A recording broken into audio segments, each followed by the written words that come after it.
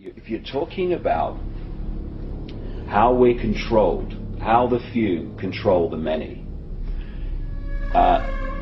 if you can suppress the information that people receive in terms of what is possible, you to the same rate suppress their perception of what is possible.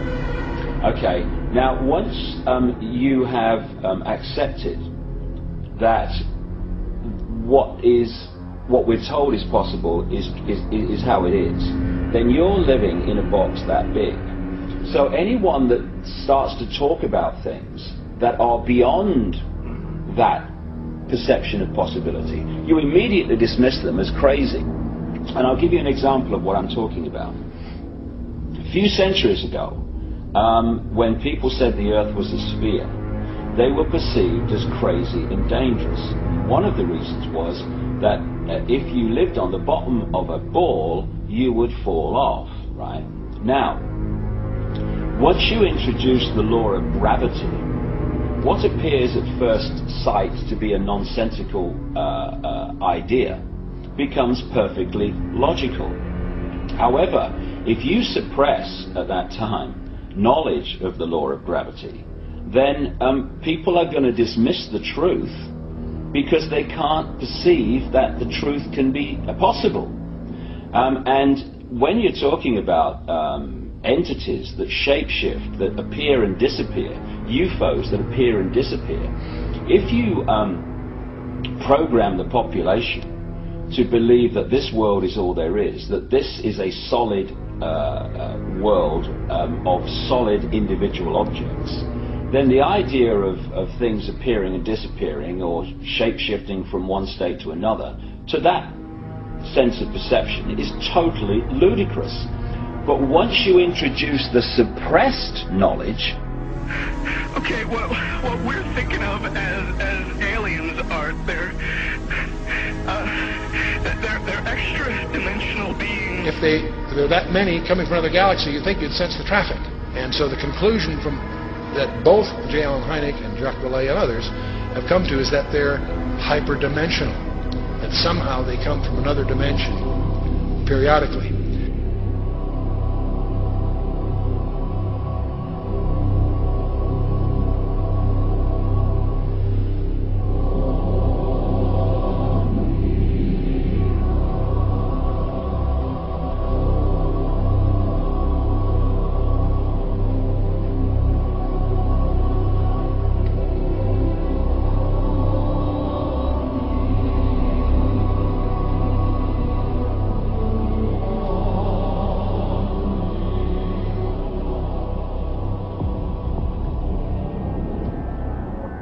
One of the matters that I developed information about was an individual I learned about was Aleister Crowley. He likes to have his name pronounced Crowley to rhyme with holy. And the Satanists today, and for the number of years in the past, have basically used his philosophy and his writings as a guide. And so let's talk about some of his writings and teaching. And here on page 94 of his book, it would be unwise to condemn as irrational the practice of those savages who tear the heart and liver from an adversary and devour them while yet warm. In any case, it was the theory of the ancient magicians that any living being is a storehouse of energy varying in quantity according to the size and health of the animal, and in quality according to its mental and moral character. At the death of the animal, this energy is liberated suddenly. The animal should therefore be killed within the circle. We're talking about the satanic circle, Lee. And now listen to this sentence, folks, closely. For the highest spiritual working, one must accordingly choose that victim which contains the greatest and purest force. A male child of perfect innocence and high intelligence is the most satisfactory and suitable system. We're talking about human sacrifices. We have quote after quote after quote who he was serving and how he was serving his god Satan. He read the book of Revelation, and he read about the coming new world order under Antichrist, and he wanted to be, he said, he wanted to get in touch with Satan personally and become his right-hand man. The movement would take off in the United States like no place else. And Aleister Crowley said what he needed to do was to get a hold of the youth.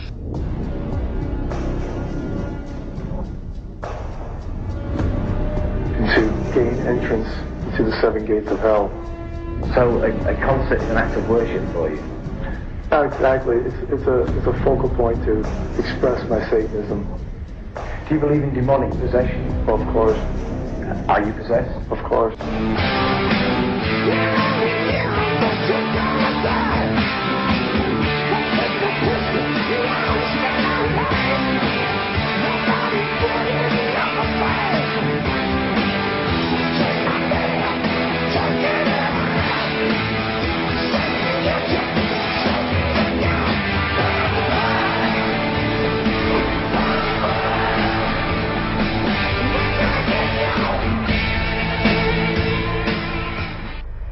The band leader says, "How do you think that I became famous the way that I am?"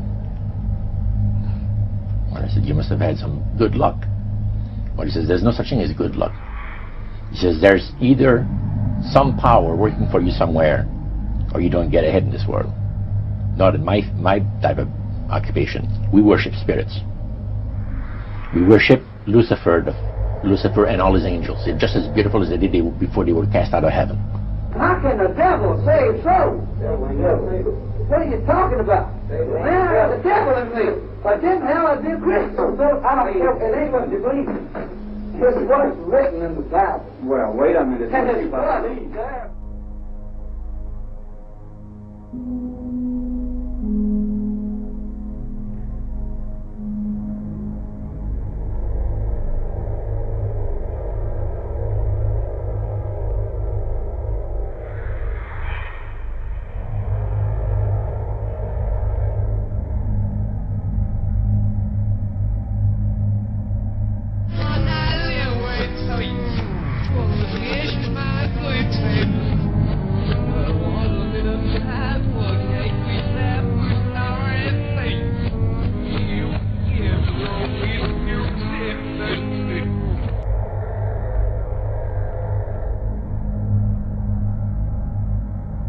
And then before you know it, according to Revelation 14, everybody that takes the mark of the beast will be damned in fire and brimstone, it says, forever. And the smoke of their torment rises up forever and ever.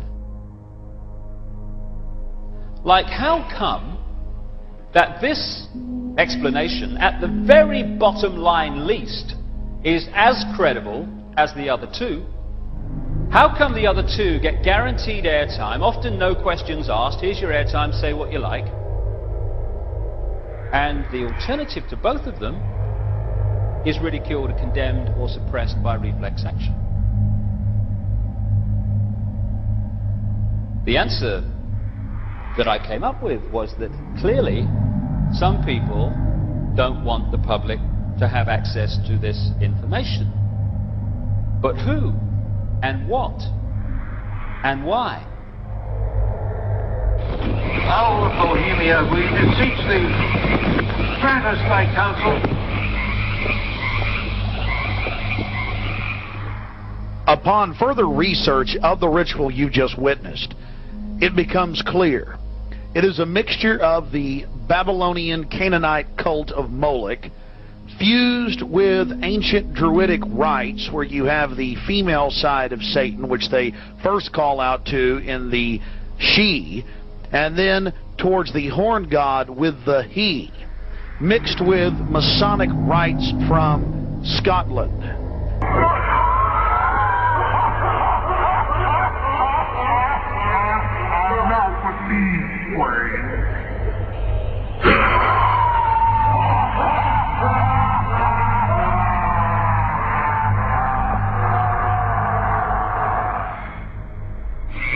Thou mocking spirit, it is not all the truth. We know thou waitest for us.